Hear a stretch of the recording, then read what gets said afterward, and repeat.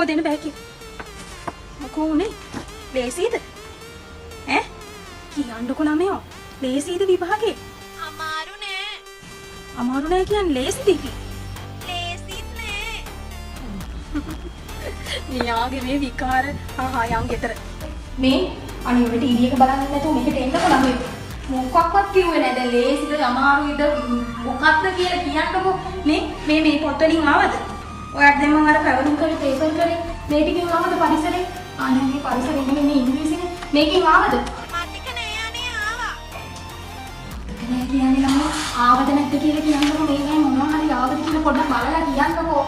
ආවා ඔක්කොගෙම ආවා. එතකොට මේකෙන් ආවද මේ ටිකෙන් ආවද? මේ සිංහල මම ඔයාලට මේ ඊපෙරේ තමයි පේපර් ටික කරේ.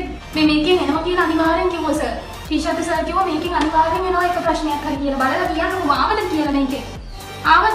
සිංහලෙන්ම තමයි මුළු ප්‍රශ්න පත්‍රයේම දීපේ. සිංහලෙන් තමයි දීපේ කියලා මම දන්නවා පූර්ව.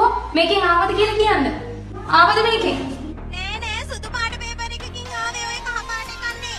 මේකෙන් ආවද? මේ මම ඔයාලට අර කියා දුන්නේ ඊපෙරේද මේ ගාන? මේකෙන් අනිවාර්යෙන් එන්න ඕන. මේකෙන් ආවද?